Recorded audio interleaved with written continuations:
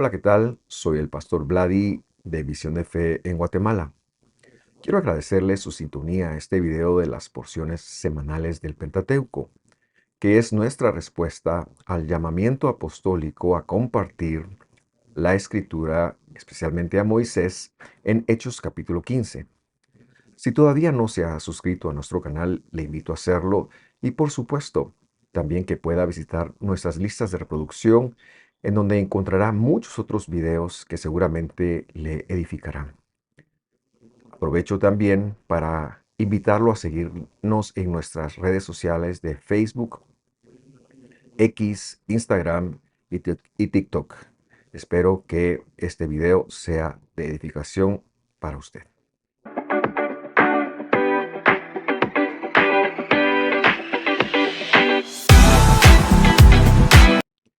Qué alegría me da darle una bienvenida, una muy cordial bienvenida a otro de estos segmentos que hacemos impulsados por el mandamiento apostólico de Hechos 15 de enseñar el Pentateuco, o como bien le llamaron ahí, a Moisés, a nosotros los gentiles que hemos llegado al movimiento de Jesús por medio de su sacrificio.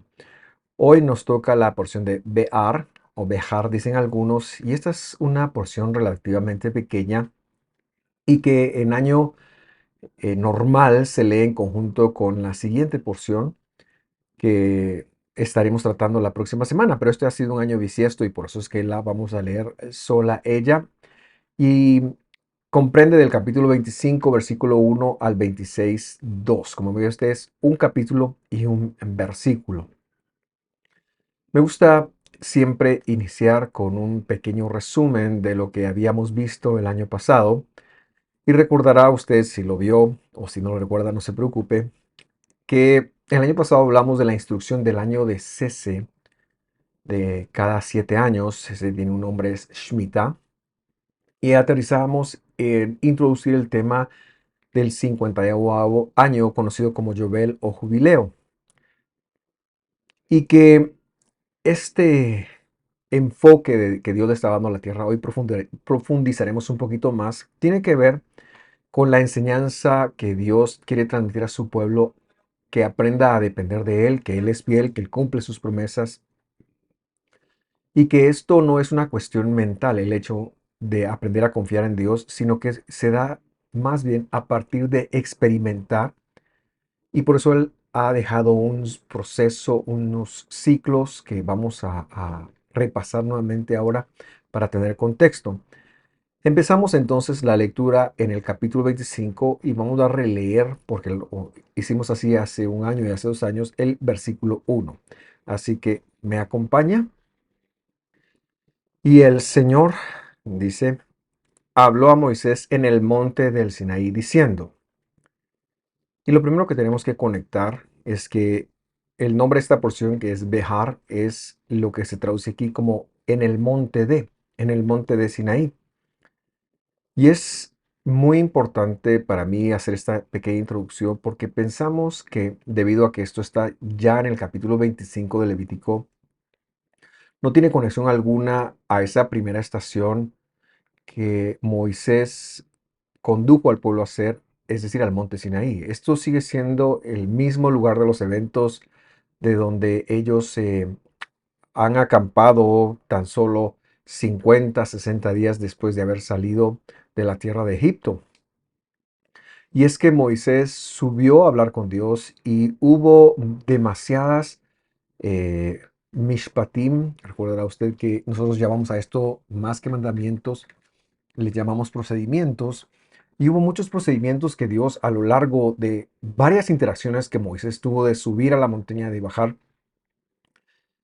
él tiene con Dios, Dios le da muchos de estos procedimientos.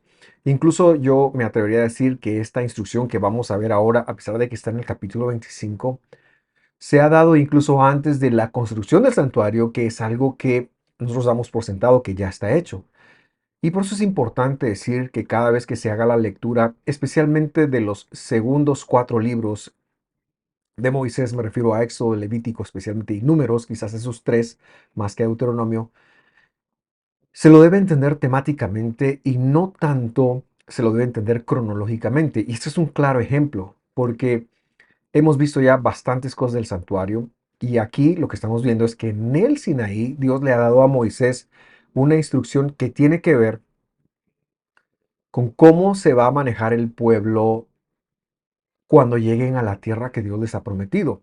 Y esto incluso es anterior a los espías, es anterior a la muerte de Miriam, es anterior a muchos de los eventos que nosotros no damos por como que estén antes de, es anterior a la construcción del santuario, es anterior a la santificación o al apartar de los sacerdotes, sino que Dios ha estado hablando con Moisés y esta cláusula se registra ahí incluso antes de el decreto de Dios de deambular por el desierto 40 años. Dios ya les ha dicho, miren, yo voy con ustedes y cuando ustedes lleguen a la tierra prometida, porque yo voy a hacer que ustedes entren, así es como quiero que se manejen. Y lo que vamos a ver en este capítulo tiene todo que ver con la confianza que Dios ha dado y tiene que ver con el hecho de que Él ya había preparado una forma de vida para su pueblo y es lo que queremos ver.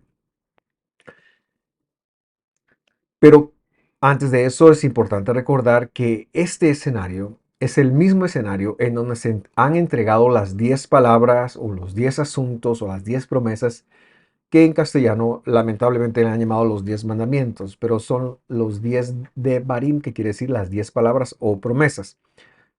Y habiendo hecho esta introducción, entonces avanzamos y teniendo claridad que esto todo es para cómo Dios espera que su pueblo se maneje en la tierra que le va a dar.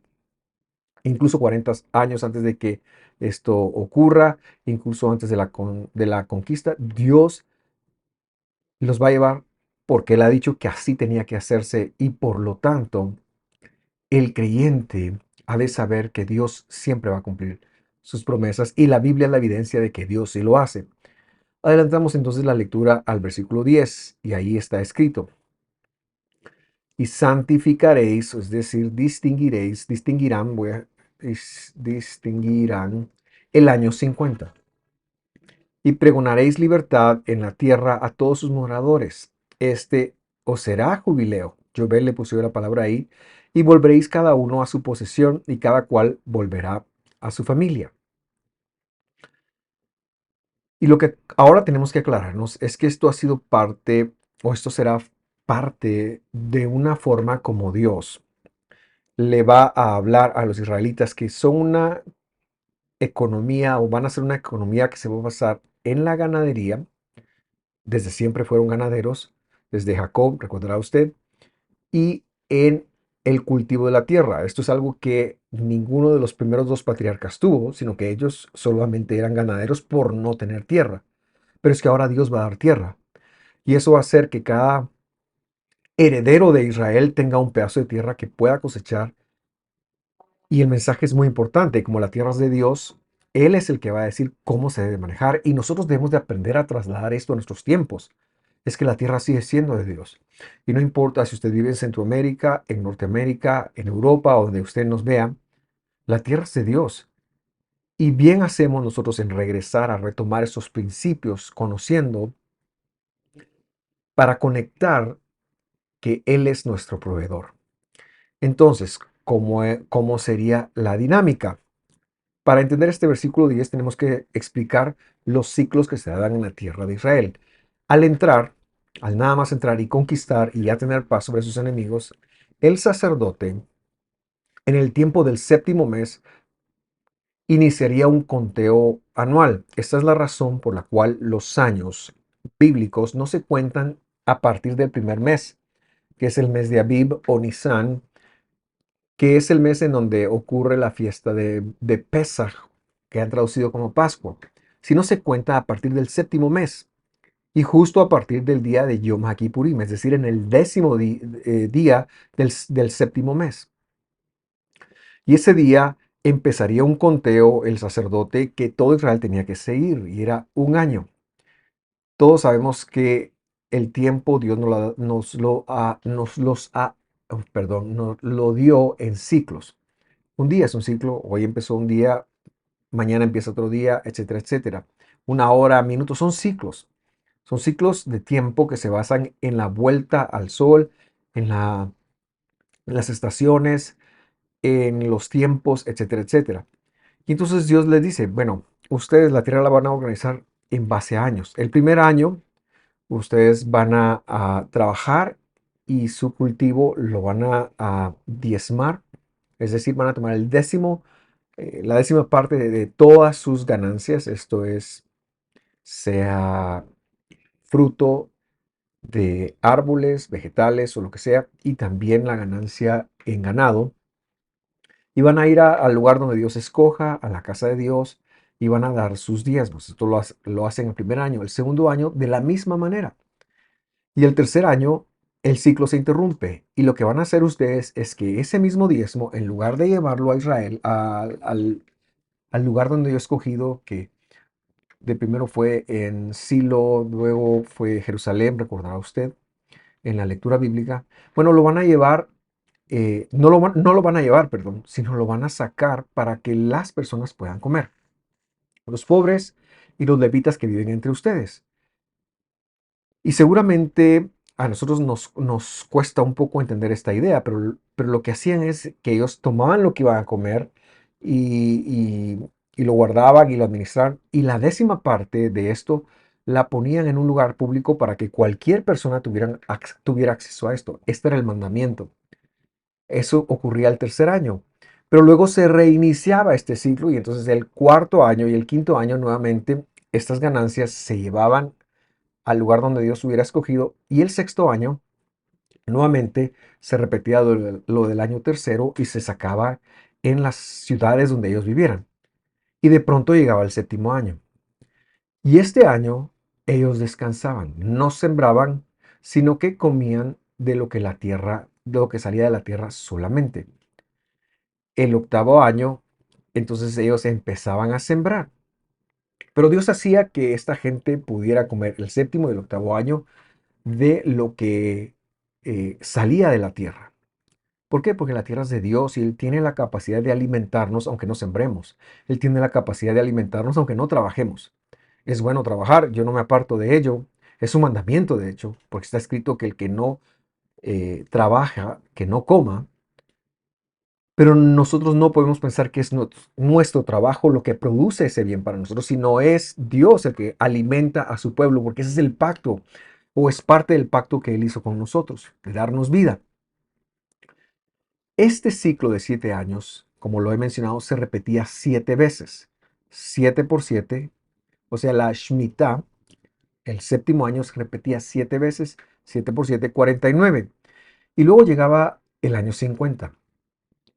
Esto es lo que se conoce en la Biblia como el Yobel, una palabra que viene de fluir, de flujo.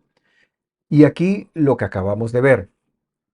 En primer lugar, eh, cada uno volvería a su posesión o su posesión volvería a cada uno. Es decir, las personas que hubieran hecho malos tratos económicos recuperarían nuevamente para su familia en el año 50 y algo la tierra que habían perdido. Es posible, y recordémoslo así, que muchos de los hijos de Israel, estando en la tierra, hubieran hecho malos negocios y hubieran tenido que vender su tierra para poder comer, para poder subsistir. Pero en Israel eso solo se podía hacer hasta el año 50.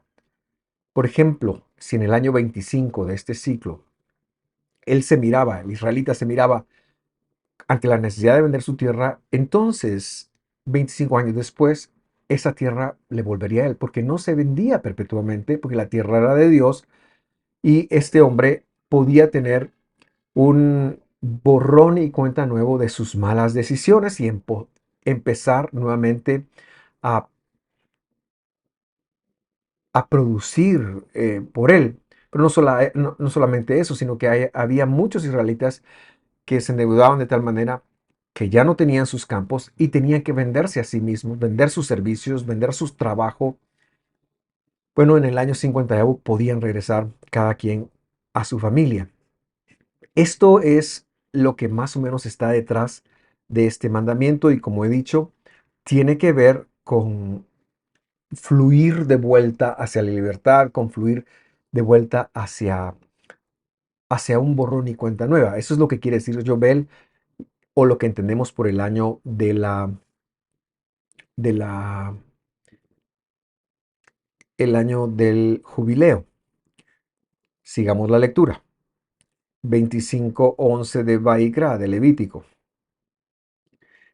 El año 50 le será un Yobel, un jubileo, un fluir, un retornar.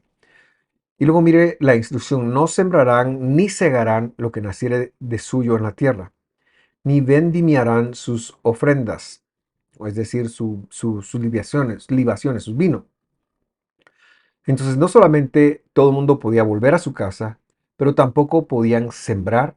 Venían de un 49 año, de un séptimo año de la Shemitah, en donde no habían sembrado. Y entonces el 48 había sido un año de donde habían sembrado y cosechado. El 49 era un año de receso, que debían dedicarse a Dios y solo podían cosechar lo que la tierra sacaba en sí misma. Pero este año era especial, porque por segundo año consecutivo, en el 50, ellos tendrían que aprender a depender de Dios. El siguiente verso nos enseña un poquito más de lo que estamos tratando de ver. Dice: porque es jubileo, santo, distinguido, es lo que nos gusta ver por santidad aquí. Será a vosotros el año, ¿verdad? El fruto de la tierra comerán. En este año, verso 13 de jubileo, volverá cada uno a su posesión. Y como hemos mencionado, incluso si usted había vendido su tierra, que realmente no se vendía, pero se rentaba por cosechas. Si usted quería vender su tierra, y era el año 12 del, del, desde el anterior jubileo, entonces iban a pasar 38 años en los que usted iba a recibir una compensación económica. Pero lo que usted realmente le estaba vendiendo a la otra persona eran 38 cosechas. Y en ese año usted lo recuperaba y ya podía entonces salir a sembrar en el año primero del nuevo ciclo. Y la idea era entonces que al entrar a la tierra, sea cual fuera el dueño, y ahora ya todos teniendo su tierra de vuelta, la tierra produciría de tal forma que las personas no tendrían que trabajar, sino se dedicarían a refrescar su ser, dedicarían a aprender a confiar en Dios y, por supuesto, a trabajar y a estudiar para Dios.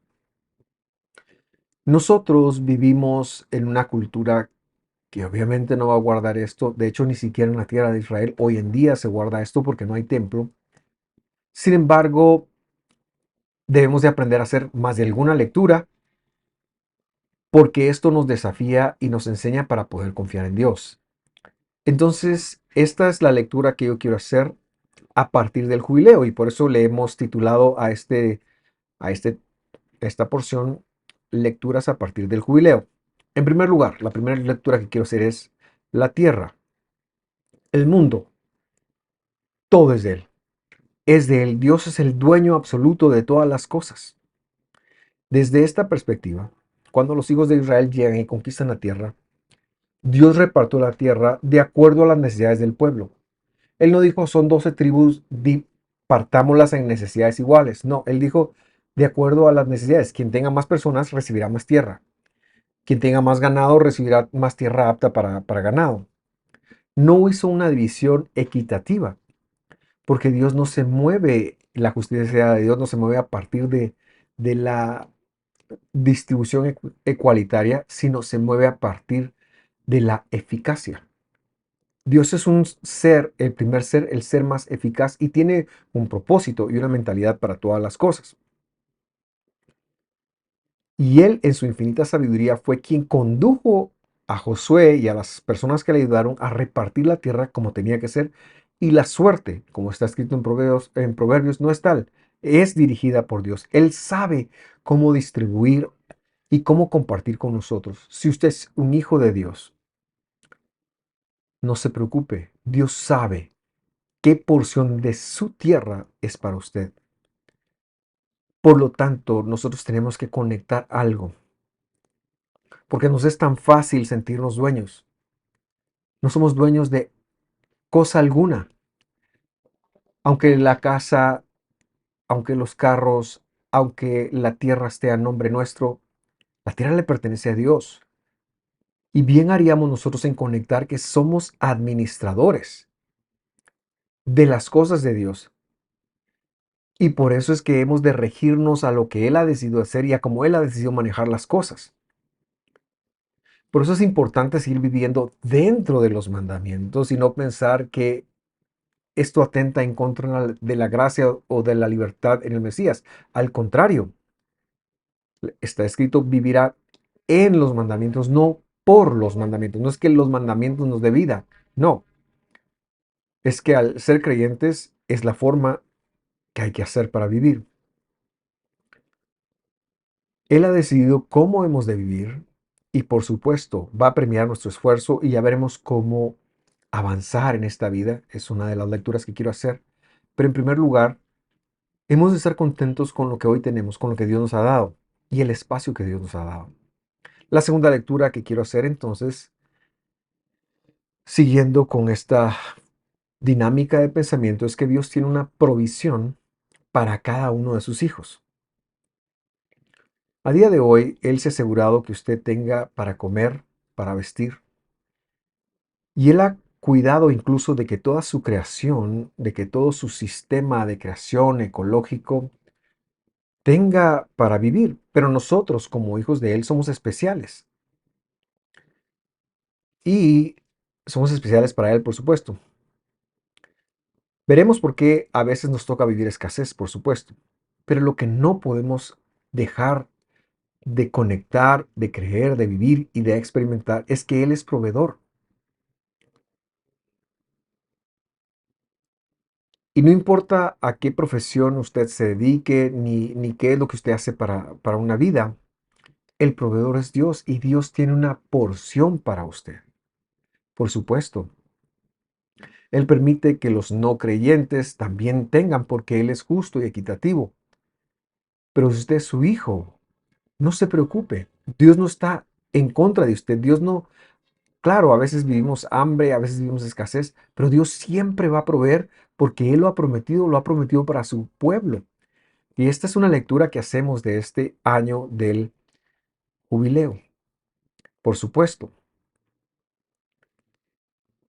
Y llegando a la tercera lectura que quiero hacer, es que si escuchamos su palabra, pero la escucha es activa, no solo es un que entra por acá y que sale por acá, y tomamos decisiones en base a ella, Él nos protegerá, Él nos guardará. La pregunta es entonces, ¿por qué sufrimos? ¿Por qué no escuchamos? Esa es la respuesta. ¿Por qué nos toca pasar escasez?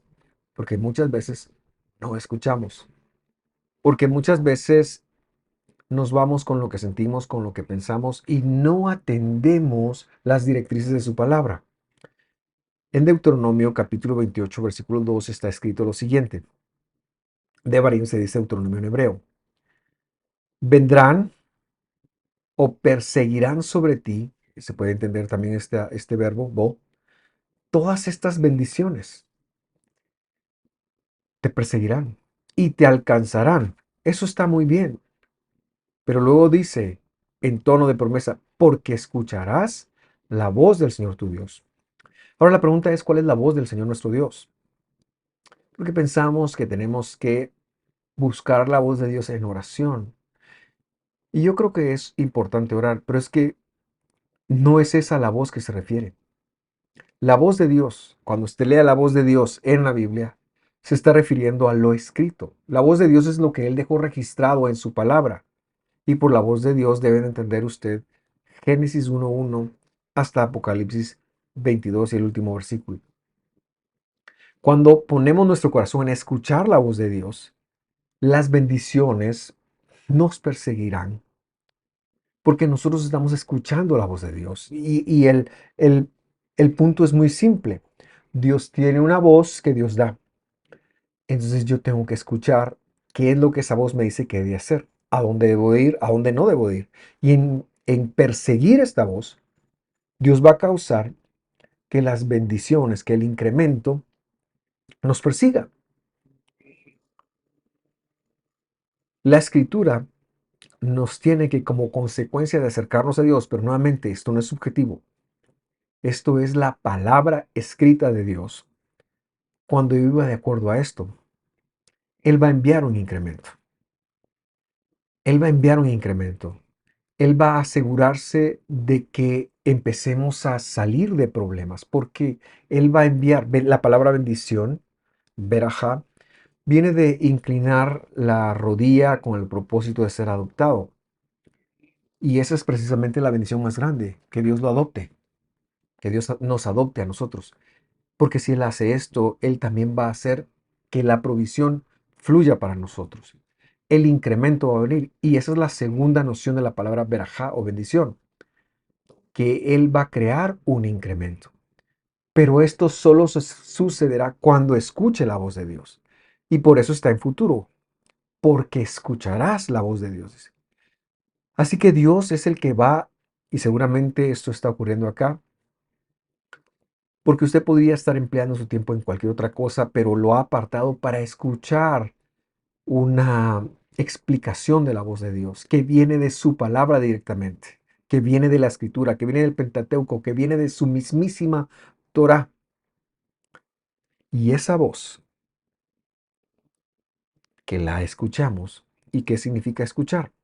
Escuchar significa atender, enfocar y actuar. En la Biblia, atender, o sea, usted escucha. Ese mensaje produce un enfoque y una claridad sobre lo que hay que hacer. Por eso es que muchas veces la palabra Shema, que es el verbo que traducen por escuchar, lo han también traducido como obedecer. Esa palabra obediencia como tal no está en la Biblia. Siempre es una escucha. Siempre es que yo tenga la capacidad dada por Dios de abrir mis oídos a escuchar su palabra. Y repito, no puedo hacer suficiente énfasis en que no se trata de la oración. Aquí no se trata de la oración. La oración es importante y tiene su lugar. Pero acá no es por orar que Dios va a crear un incremento, como muchas personas sí lo predican y lo manejan. No, es por escuchar la voz de Dios, es por conectar la voz de Dios, por atenderla, por enfocarla y por hacerla, por vivirla en nuestras vidas. La última lectura que quiero hacer es la importancia que tuvo este mandamiento. Porque Dios les da una tierra y Dios les dice, ¿saben qué? Yo creo que ustedes la administren así. Era tal vez incongruente para la mente humana, pero es que era lo que Dios había dicho. Y a veces no podemos cuestionar esto. Como Dios es el dueño, como Dios es el creador, como Dios es el manufacturador, como Dios es el que tiene todo el conocimiento, entonces Él sabe cómo es que debemos de hacerlo, cómo debemos de manejarlo. Y por eso lo dio en estos ciclos, los ciclos de 7 años, los ciclos del diezmo del primer año, del segundo año, del tercer año, la repetición de este ciclo, nuevamente el séptimo y nuevamente el 50º año, es decir, el año del llover. Pero cuando Israel descuida esto, el manejo de la tierra como Dios le había dicho, el descuido de los ciclos, terminaron siendo desterrados. Claro, vemos que también está escrito que fue por sus pecados de idolatría. Pero el profeta Jeremías trae mucha luz al respecto y esto lo encontramos en segundo libro de Crónicas capítulo 36 y ahora mismo vamos a leerlo. Es el 36:21, perdón, y dice así: para que se cumpliera la palabra del Señor por boca de Jeremías, hasta que la tierra cumpliera sus ceses, porque todo el tiempo de asolamiento reposó, hasta que los 70 años fueron cumplidos. ¿Qué quiere decir eso? Quiere decir que Israel, a pesar de que entró, a pesar de que se benefició, no guardaron este mandamiento. Repetidamente le dijeron a Dios, no vamos a confiar en ti. Repetidamente despreciaron su palabra, una forma de idolatría, y por eso despreciaban la parte económica y entonces sí que buscaban a otras deidades que los bendijera aparentemente. Si usted multiplica 70, que es el año de números que la tierra estuvo sin alguien viviendo en Israel a partir del 586, por el ciclo de 7 años va a dar 490 años. Y estos años se asemejan mucho al tiempo que Israel descuidó los descansos de la tierra y casi 10 días de jubileo. No es fácil hacer una aplicación práctica de esta instrucción, pero es importante en primer lugar conocer lo que la escritura enseña y confirma por sí misma. Pero la aplicación de todas es si Dios ha dicho algo, por más loco que nos parezca, si Dios ha hablado del perdón, si Dios ha hablado del descanso, si Dios ha hablado de la dieta, si Dios ha hablado de el retorno, me refiero al arrepentimiento, de lo que haya hablado Dios, aprendamos a enfocarlo, a asimilarlo y a hacerlo. Aunque nuestro corazón, aunque nuestras emociones no lo sientan. Eso es lo que hace un buen hijo de Dios. Esta porción nos dice cómo aprender a confiar en Dios, cómo ser buenos hijos de Dios. Y eso es lo que yo quería dejar en su corazón. Gracias por sintonizarme. Lo espero la próxima semana. Que Dios lo guarde, que Dios lo bendiga. Nos vemos. Hasta pronto.